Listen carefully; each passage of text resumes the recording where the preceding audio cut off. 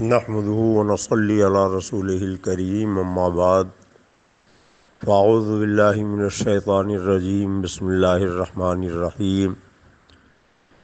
لقد كان لكم في رسول الله أسوة حسنة صدق الله العلي العظيم وصدق رسوله النبي الأمين الكريم ونحن على ذلك لمن الشاهدين والشاكرين والحمد لله رب العالمين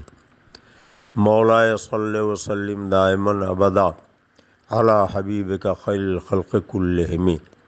الله رب محمد صلى الله عليه وسلم نحن عباد محمد صلى الله عليه وسلم حضور اعلیٰ حضرت امام اہل سنت مجدد دین و ملت عرض کرتے ہیں اللہ کی سرتابہ قدم شان ہے یہ انسان نہیں انسان وہ انسان ہے یہ قرآن تو ایمان بتاتا ہے انہیں ایمان یہ کہتا ہے میری جان ہے یہ صلی اللہ تعالی علیہ وسلم۔ مہاراشٹر کے ایک پاکھنڈی نے ہمارے اور ساری کائنات کے آقا و مولا شہریار ارم تاجدار حرم نوبہار شفاعت شب اسرا کے دولہا موصل انسانیت رحمت للعالمین طٰہٰ و یاسین احمد مصطفیٰ محمد مصطفیٰ صلی اللہ علیہ وسلم کی شان عرف و اعلیٰ میں بے ادبی اور گستاخی کی۔ اللہ رب العزت نے یوں تو تمام انبیاء و مرسلین کو نئے نئے کمالات عجیب و غریب معجزات عطا فرمائے، مگر ہمارے آقا و مولا کو جب اس دنیا میں بھیجا تو حسن و جمال بھی بخشا، جاہ و جلال بھی بخشا، سلطنت ملک و مال بھی بخشا، جود و نوال بھی بخشا، علم و حکمت کا کمال بھی عطا فرمایا،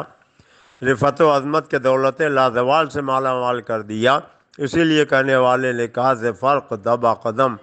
ہر کجا کی می نگرم، ز فرق تابا قدم ہر کجا کی می نگرم، کرشمہ دامن دلمی کشت کی جائے ایجاز۔ حضور سیدی سرکار اعلیٰ حضرت امام اہل سنت مجدد دین و ملت رضی اللہ تعالیٰ عنہ کہتے ہیں وہ کمال حسن حضور ہے کہ گمان نقش جہاں نہیں، یہی پھول خار سے دور ہے، یہی شمع ہے کہ دھواں نہیں۔ آقا کریم صلی اللہ علیہ وسلم مسجد نبوی میں ایک سرخ رنگ کا حلہ زیب تن کیے ہوئے تشریف فرما، صحابی رسول حضرت جابر ابن سمرہ آئے، انہوں نے سرکار کے جسم اطہر پر سرخ رنگ کا حلہ دیکھا، چہرہ چمک رہا تھا، ایک نظر آسمان کی طرف ڈالی تو وہاں 14ویں کا چاند چمک رہا تھا۔ اب آسمان پہ تو 14ویں کا چاند چمک رہا ہے، زمین پر مدینے کا چاند چمک رہا ہے۔ صحابی رسول حضرت جابر ابن سمرہ کہتے ہیں میں موازنہ کرنے لگا کہ آسمان کا چاند زیادہ حسین ہے یا زمین کا چاند زیادہ حسین ہے۔ آخرکار مجھے یہ کہنا پڑا کہ آسمان کا چاند مدینے کے چاند سے حسن کے خیرات مانگ رہا ہے۔ آقائے دو عالم صلی اللہ علیہ وسلم کی بارگاہ میں افضل الخلق بعد الانبیاء یار غار نبی حضرت سیدنا صدیق اکبر رضی اللہ تعالیٰ عنہ آئے اور انہوں نے عرض کیا یا رسول اللہ آپ سے زیادہ حسن و جمال والا میری نگاہوں نے کسی کو دیکھا ہی نہیں۔ سرکار نے فرمایا ابو بکر تم نے سچ کہا۔ ابو جہل آیا، اس نے کہا اے محمد صلی اللہ علیہ وسلم آپ سے زیادہ برشک میری نگاہوں نے کسی کو دیکھا ہی نہیں۔ آقا نے فرمایا تم نے بھی سچ کہا۔ صحابہ نے کہا یا رسول اللہ حضرت سیدنا صدیق اکبر نے آپ کے حسن کی تعریف کی، آپ نے فرمایا سچ کہا۔ ابو جہل نے آپ کو برا بتایا، آپ نے اس کو بھی فرمایا سچ کہا۔ ایک چیز یا تو اچھی ہوگی یا بری ہوگی، دونوں کیسے ہو سکتی ہے؟ تو آقا کریم نے فرمایا کہ سنو میرا چہرہ ایک آئینہ ہے اور آئینے کے سامنے جو شخص جیسی شکل لے کر جاتا ہے اسے اس میں اپنی صورت نظر آتی ہے۔ صدیق اکبر آئے، انہیں اپنا حسن نظر آیا، انہوں نے میری تعریف کر دی۔ ابو جہل آیا، اسے اپنی قبیح صورت نظر آئی، اس نے برائی بیان کر دی۔ رخ مصطفیٰ ہے وہ آئینہ کہ اب اور کوئی بھی آئینہ نہ ہمارے چشم خیال میں نہ دکان آئینہ ساز میں۔ میں وہ شاعر نہیں جو چاند کہہ دوں ان کے چہرے کو، میں ان کے نقش پا پر چاند کو قربان کرتا ہوں۔ چاند سے تشبیہ دینا یہ بھی کیا انصاف ہے، چاند میں تو داغ ہے، حضرت کا چہرہ صاف ہے۔ الحمدللہ ہم نے غیرت دار ماؤں کا دودھ پیا ہے، ہماری مائیں گود میں لے کر دودھ کے ساتھ ہمیں یہ سبق پڑھاتی ہیں، بیٹا خون میں نہاؤ، زخم سہو، سر فدا کرو، جب وقت آئے دین پہ تو یوں حق ادا کرو۔ اس لیے میرے آقا کی گستاخی کرنے والے، سرکار کی بارگاہ میں بے ادبی کرنے والے پاکھنڈی لوگ سن لیں، جو جان مانگو تو جان دیں گے، جو مال مانگو تو مال دیں گے،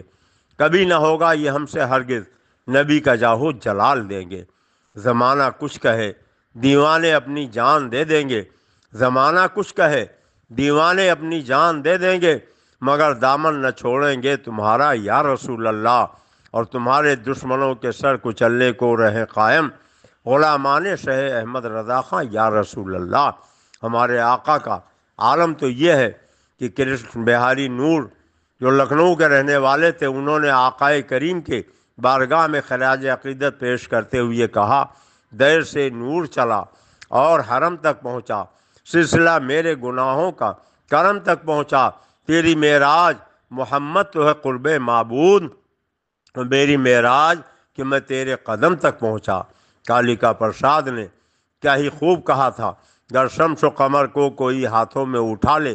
اور دولت کونین کو باہوں میں چھپا لے، پھر کالیکا پرساد سے پوچھے کہ تو کیا لے، نالین محمد کو وہ آنکھوں سے لگا لے، نالین محمد کو وہ آنکھوں سے لگا لے۔ اس لیے پاکھنڈیوں سن لو، تمہارے میرے آقا کی شان گھٹانے سے نہ آقا کی شان کل گھٹی تھی، نہ آج گھٹی ہے، نہ آئندہ کل گھٹے گی۔ اس ہندوستان کے اندر 7 سمندر پار سے تن کے گورے من کے کالے انگریز آئے، انہوں نے سونے کی چڑیا سمجھ کر یہاں تجارت کرنا شروع کیا، اور انہوں نے یہ کوشش کی کہ ہندوستان پہ قبضہ جما لیا جائے۔ سب سے پہلے انہوں نے ہندوستان کے ہندوؤں اور مسلمانوں کو لڑانے کے لیے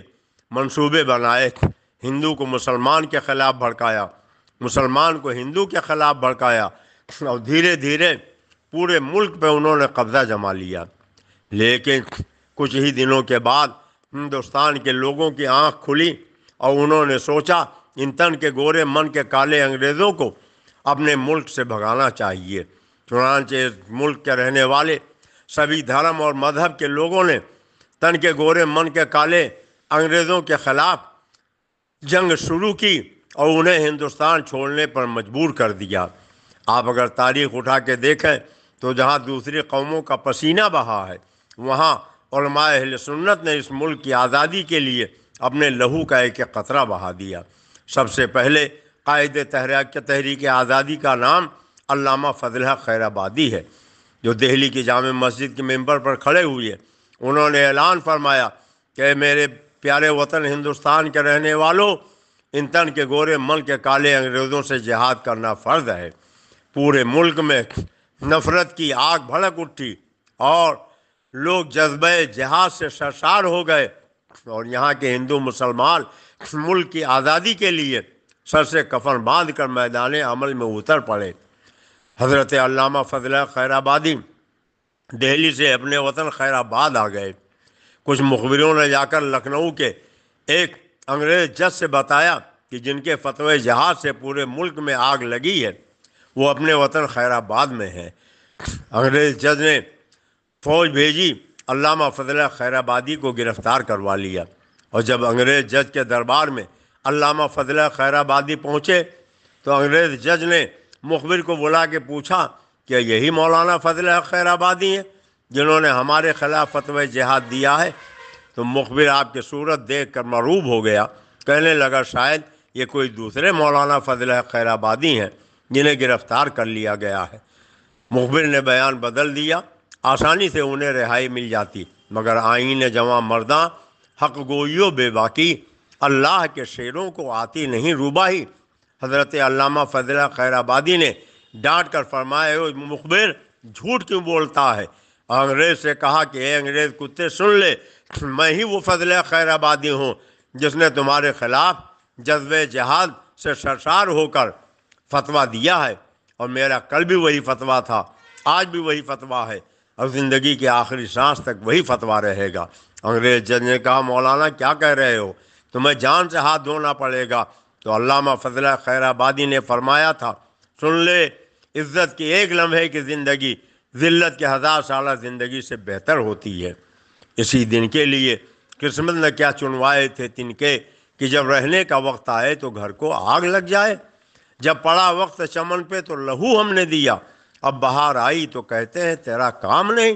اس ملک کی آزادی کے لیے ہمارے بزرگوں نے کتنی قربانیاں دی ہیں۔ علامہ فضل خیر آبادی کو کالا پانی کی سزا سنائی گئی، جزیرے انڈمان پہنچا دیا گیا۔ ایک انگریز نے ایک کتاب لکھی تھی، علامہ کا شہرہ سن کر آیا کہ ہماری کتاب کی اصلاح کر دیجئے۔ علامہ نے اس کے کتاب کی اصلاح بھی کی اور جتنا اس نے لکھا تھا 4 گنا زیادہ حاشیہ بڑھا دیا۔ وہ انگریز آیا، آپ بڑے قابل آدمی ہیں اور یہاں کالے پانی کی سزا برداشت کر رہے ہیں، بس صرف ایک جملہ کہہ دیں، مجھے اپنے فتوی جہاد پہ افسوس ہے، میں آپ کو یہاں سے رہائی دلا دوں گا۔ علامہ فضل خیر آبادی نے اس انگریز کے منہ پہ تھوک دیا، فرمایا وہ کتے، مجھے اپنے فتوی جہاد پہ افسوس نہیں بلکہ فخر ہے۔ میں کل بھی کہتا تھا، آج بھی کہتا ہوں، تن کے گورے من کے کالے انگریزوں کو اس ہندوستان سے بھگانا ضروری ہے، اور جب تک تم یہاں سے بھاگو گے نہیں، ہم یہاں چین کی سانس نہیں لیں گے۔ علامہ فضل خیر آبادی بیمار پڑ گئے، 4 آدمی مل کر اٹھاتے تھے، تب دوا کا پیالہ انہیں پلایا جاتا تھا،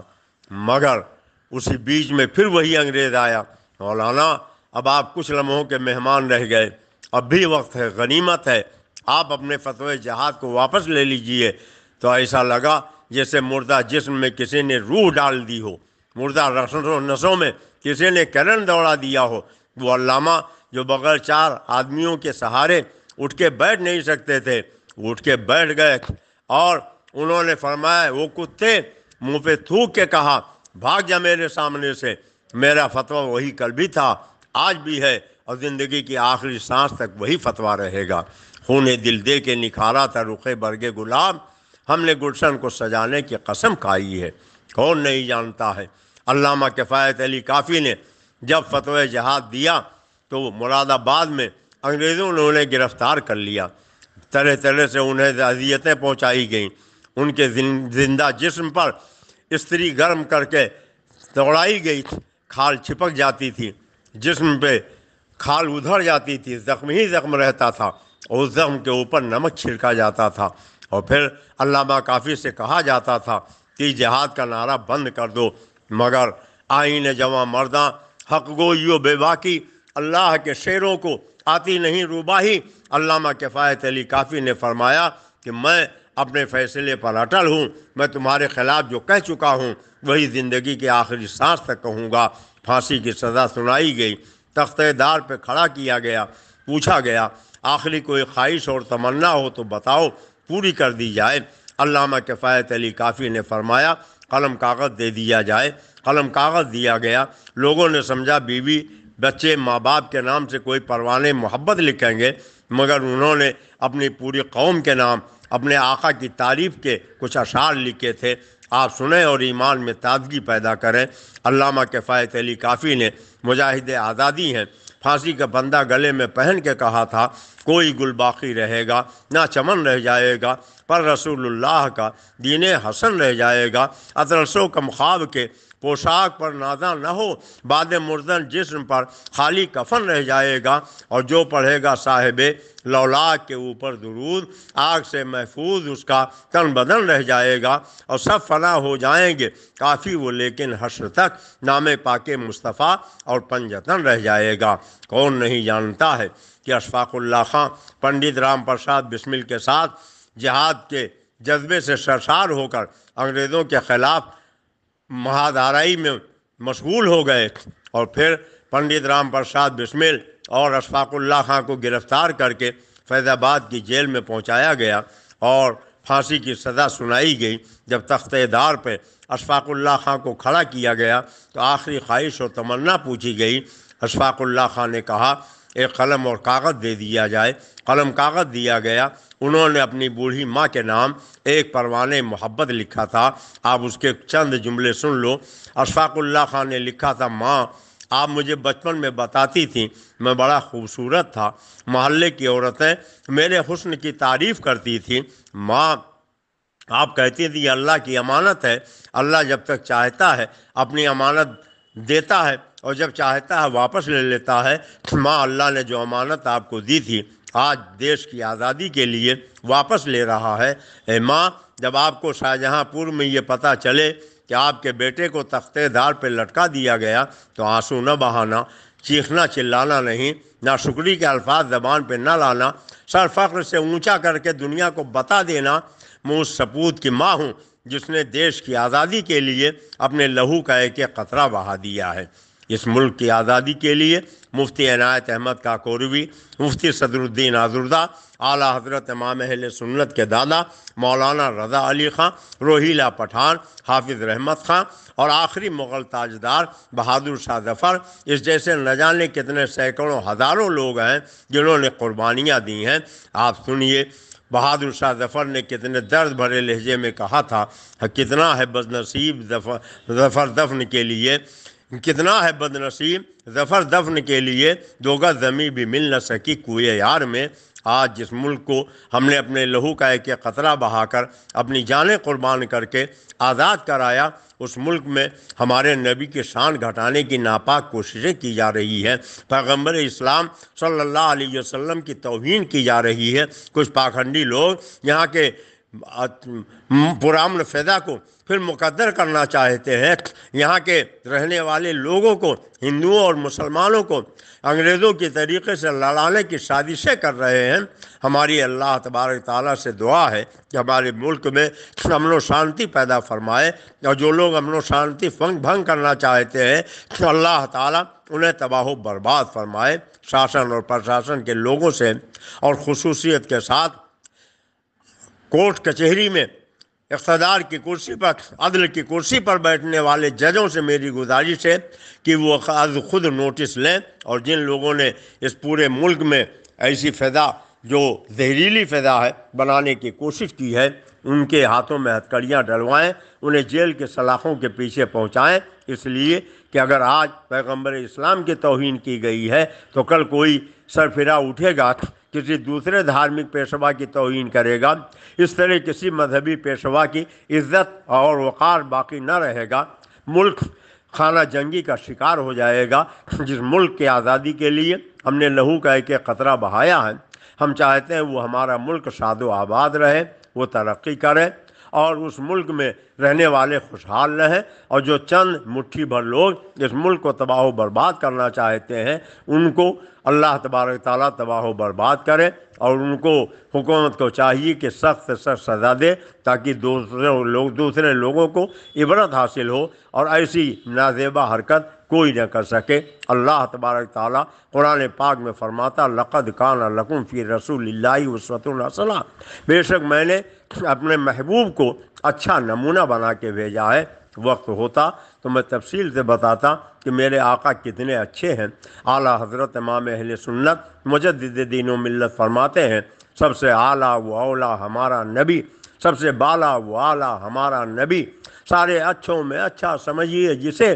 ہے اس اچھے سے اچھا ہمارا نبی، سارے اونچوں میں اونچا سمجھیے جسے ہے اس اونچے سے اونچا ہمارا نبی، سب چمک والے اجلوں میں چمکا کیے اندر شیشوں میں چمکا ہمارا نبی، کون دیتا ہے دینے کو منہ چاہیے دینے والا ہے سچا ہمارا نبی، غمزدوں کو رضا مزدہ دیجیے کی ہے بے کسوں کا سہارا ہمارا نبی، وما علینا الا البلاغ۔ السلام علیکم۔